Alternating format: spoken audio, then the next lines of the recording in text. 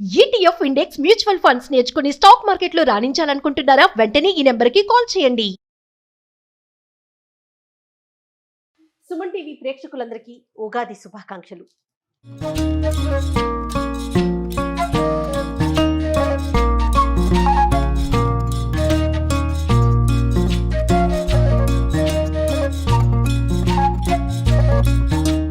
ఈ సంవత్సరం మనందరికీ చాలా సంతోషంగా, ఆనందంగా, ఆరోగ్యంగా ఉండాలని కోరుకుందాం. అయితే మరి రమగారికి వెల్కమ్ చెప్పేద్దాం. నమస్తే రమగారు, ఉగాది శుభాకాంక్షలు అండి. నమస్తే జయ, ఉగాది శుభాకాంక్షలు. Thank you. సుమన్ టీవీ ప్రేక్షకులందరికీ శోభకృన్నామ సంవత్సర ఉగాది శుభాకాంక్షలు. కొత్త సంవత్సరం, కొత్త కిచెన్తో మనం కొత్త కొత్త వంటలు మాకు అలానే ప్రేక్షకులందరికీ కూడా మీరు తెలియచేయాలి. అవి నేర్చుకుని మేము కూడా చేయాలని నేను కోరుకుంటున్నాను. రమగారు, కొత్త కిచెన్ చాలా బాగుంది. బాగుందా? కలర్ఫుల్ గా అనిపిస్తుందా? కలర్ఫుల్ గా బ్రహ్మాండంగా ఉంది. కొత్త కిచెన్ లో ఉగాది మొదటి రోజున చేసుకునే ఉగాది పచ్చడితో, పండగ రోజున చేసుకునే పచ్చడితోటి స్టార్ట్ చేయటం ఇంకా కొంచెం శోభాయమానంగా కనపడుతుంది. ఇలాగే ప్రతిరోజు కొత్త కొత్త వంటకాలతో పాత కొత్త మేళవింపుతోటి ముందుకెళ్ళాలి. తప్పకుండా రమగారు. ఆరోగ్యమే ఆనందం కదా. ఆరోగ్యమే మహాభాగ్యం. ఓకే, ఉగాది పచ్చడి చేసుకుందాం. తప్పకుండా అండి. వేపపూత సంపాదించండి. ఈ సంవత్సరం కొంచెం వేపపూత కాస్త తక్కువగా ఉందని అంటున్నారు. దానికి తోడు ఈ 2-3 రోజుల నుంచి పడిన వానలతోటి ఇంకా కొంచెం తక్కువగానే ఉండుంటుంది. ఇక్కడ మనకి తెలంగాణలో వర్షాలు పడినాయి, మిగతా ప్రదేశాల్లో అయితే బాగానే ఉండుండొచ్చేమో బహుశా. ఆంధ్ర ప్రాంతంలో కూడా పడ్డాయి. చాలా తక్కువ రమ్మగారు. రైట్. ఉగాదికి వేపపూత చాలా ముఖ్యమైనది. మనం పండుగకి దాంతో పాటుగా కొంచెం ఏదైనా వేప చెట్లు ఉంటే వాటి కింద ఒక దుప్పటి కానీ ఒక చాప కానీ పరిస్తే పూత రాలుతుంది కదా, ఆ రాలిన పూతని కలెక్ట్ చేసి పక్కన పెట్టుకోండి. సంవత్సరం అంతా ప్రతి నెల ఒకసారి అంత వేయించుకుని తింటే చాలా మంచిది ఆరోగ్యానికి. తప్పకుండా. అయితే ఏం చేద్దాం, ఉగాది పచ్చడి చేసుకోవాలి కదా మనం. వేపూత నేను కొంచెం ఒలిచి పెట్టుకున్నాను జయ. ఓకే అండి. ఓకే, చక్కగా పువ్వు వరసలుగా అంటే రుచి వరసగా చేద్దాము. కాదురమ్మ గారు, కాయలు ఏంది పెట్టారు కదా, పువ్వు అంతా పువ్వే ఒలిచి పెట్టుకున్నాను నేను. ఇలా ఒలిచి పెట్టుకుంటే ఏంటంటే ఒకవేళ ఇది చేతి నోటి కిందకి వచ్చినా పంట కిందకి చిన్న చేదు తెలుస్తుంది, కానీ కాయలు ఉంటే ఉండే అతి చేదు ఉండదు, చేదు ఉంటుంది. ఓకే, మొదట 2 పదార్థాలు వేపూత. ఇప్పుడు మనం వేసుకునే దాన్ని బట్టి, ఇప్పుడు నేను పెద్ద ఇంత గిన్నె పెట్టాను కాబట్టి కొంచెం ఎక్కువ వేయచ్చు. ఏంటి ఈ సైజులో పెట్టారు గిన్నె?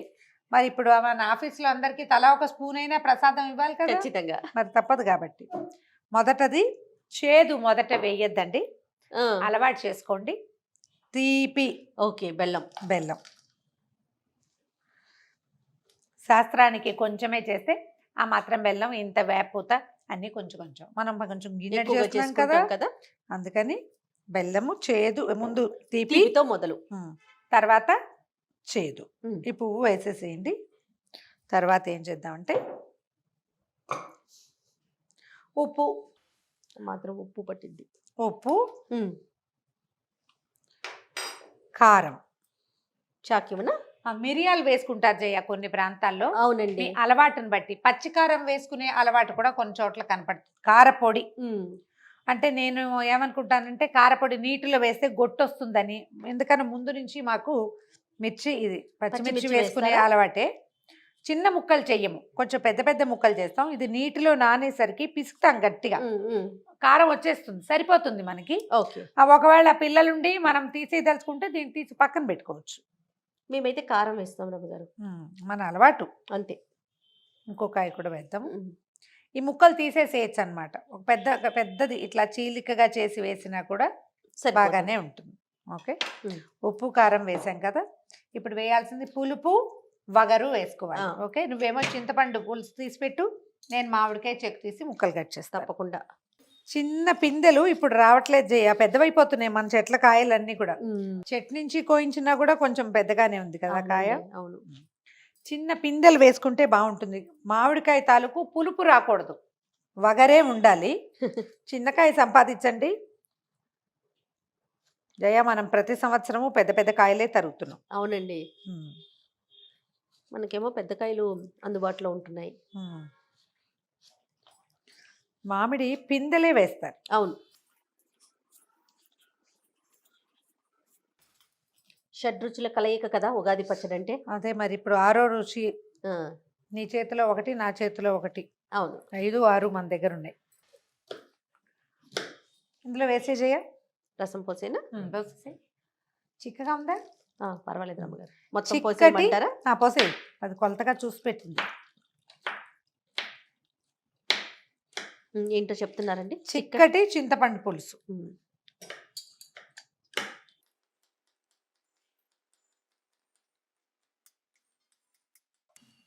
లేతగానే ఉంది కదా రమ్మగారు? లేతది, కానీ వగరుగా ఉండే అవకాశం కొంచెం తక్కువే ఉంది. అవునవును. మనకు అది కావాలి.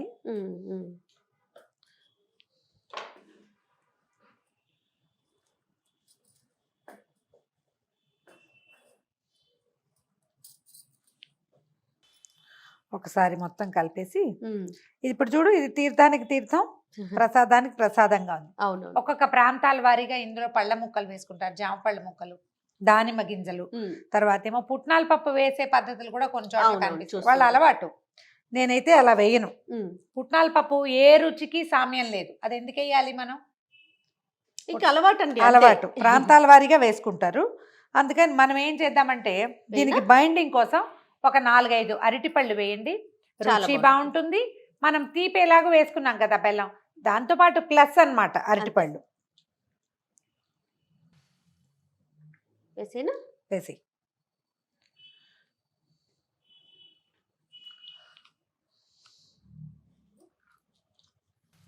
ఇప్పుడు ఇది బైండింగ్కి బాగుంటుంది. బైండింగ్కి బాగుంటుంది, చిక్కగా అవుతుంది కొంచెం. అవును, మనం చేతిలో పెట్టినా రన్నింగ్గా పరిగెత్తుకుని వెళ్ళిపోకుండా ఉంటుంది. ఒక 5-6 అరటిపళ్ళు వేసేస్తాను నేను. వేసి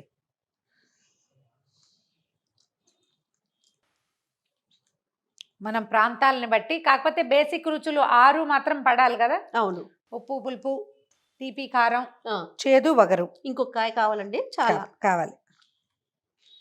బెల్లం ముక్కలు, బెల్లం అంటున్నా, చెరుకు ముక్కలు కూడా చూసాను రమ్మగారు నేను. చెరుకు ముక్కలు కూడా వేసుకుంటారు తీపి కోసమే. కాకపోతే చెరుకు ముక్క వేస్తే ఏం చేస్తాం జయ, ఇప్పుడు ఇది ప్రసాదం కదా, అవును, చేతిలో పెడితే మనం నవిలి ఉమ్మేయాల్సి వస్తుంది. అవును, వేసుకుంటారు, అట్లా పద్ధతి. అవును అవును. అయిపోయింది, మన ఉగాది పచ్చడి రెడీ అయిపోయింది, తయారైపోయింది. సింపులే. ఇదేం చేస్తామంటే దేవుడికి నైవేద్యం పెట్టే అలవాటు కొన్ని ప్రాంతాల్లో ఉంటుంది, కొన్ని ప్రాంతాల్లో ఉండదు. మన పచ్చడిని మొట్టమొదట పొద్దున్నే లేచి తల స్నానాలు చేశాక ఉగాది పచ్చడి చేసేసుకుని దేవుడి దగ్గర ఒక దీపం పెట్టి మొదట ఇది నైవేద్యం పెట్టి అందరికీ ఈ పచ్చడి ఇచ్చాక అప్పుడు మనం మిగిలిన నైవేద్యాలన్నీ వండుకుంటాం. పాయసం, పులిహోర ఏం చేసుకుంటామో స్వీట్లు గీట్లు చేసుకుంటాం. ఇది మొదట దేవుడి దగ్గర పెడితే ఈ షడ్రుచుల సమ్మేళనంగానే మన జీవితం ఈ సంవత్సరం అంతా కొనసాగాలని కోరుకుని మనస్ఫూర్తిగా ఒక నమస్కారం చేసుకోవటం.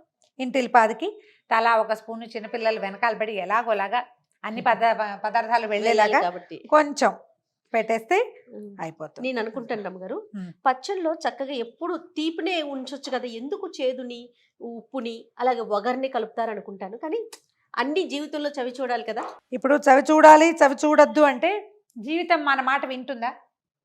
నీకు వెలుగే ఇష్టం, సూర్యుడే కావాలి, ఉంటాడా? సాయంత్రం అయ్యేసరికి వెళ్ళిపోతాడు కదా. కాకపోతే వెళ్ళిపోయిన వాడు అక్కడే ఆగిపోడు కదా, మళ్ళీ వస్తాడు. రేపొద్దున ఎండ రావచ్చు, ఎండకి ఎండకు అడ్డంగా మబ్బు రావచ్చు, ఏదైనా జరగచ్చు. సడన్ గా వాన రావచ్చు, లేదా ఏదైనా ఇంకా రకరకాలు జరగచ్చు కదా. ఇప్పుడు రోజు ఒకే రకంగా ఉండదు, అలాగే జీవితం కూడా ఒకే రకంగా ఉండదు. ఇన్ని రుచుల సమ్మేళనంగానే ఉంటుంది. దీనికి అలవాటు పడండి. ప్రతి సీజను మారినప్పుడల్లా ఒక మార్పు వస్తూ ఉంటుంది. మనం తెలుసుకోవాలి దాన్ని. మనం ఆ గుర్తుకి కోసం అనే ఈ పదార్థం కదా తినిపించేది. బాగుంది జయ. అయిపోయిందండి రమ్మగారు. మన తెలుగు ప్రాంతాలైనా ఇంకా ఎక్కడైనా చేస్తారంటారా? ఉగాది పచ్చడి మాత్రం మందే కదండి. ఉగాది పచ్చడి మనమే చేసుకుంటాము.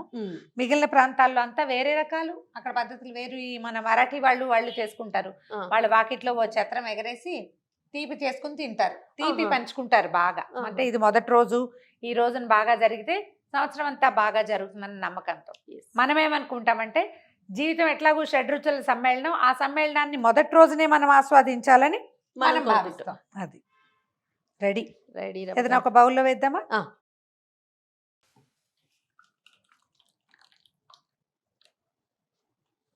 ఓకే, ఇదిగోండి మన ఉగాది పచ్చడి తయారుగా ఉంది. దీన్ని చేద్దాం, దేవుడి దగ్గర పెట్టేద్దాం అంతే. ఓకే. ఇంకా తర్వాత మనం పెట్టుకునే నైవేద్యాలు కానీ అవన్నీ చేసుకుంటాం. అంతే కదా రమ్మగారు? అంతే. మనం మొదటైతే ఏం చేయదలుచుకుంటే అది చేయటము, తర్వాత సంగతి తర్వాత. మధ్యాహ్న భోజనం సంగతి మళ్ళీ ఆలోచిద్దాం. ఉదయకాలంలో చేయవలసిన ఉగాది పచ్చడి తయారుగా ఉంది. మేము ఈ పద్ధతుల ప్రకారం చేసుకోండి. ఒకవేళ అది అలవాటు లేని వాళ్ళు ఈ ఇలా ట్రై పద్ధతిలో చేయొచ్చు. చేసుకోవచ్చు. మనకు కావాల్సిందల్లా షడ్రుచుల సమ్మేళనం మాత్రమే. అది మన పందాలు ఎలాగైనా చేసుకోవచ్చు. ఇంకొకసారి ఉగాది శుభాకాంక్షలు రమ్మగారు. సుమన్ టీవీ ప్రేక్షకులందరికీ ఉగాది శుభాకాంక్షలు.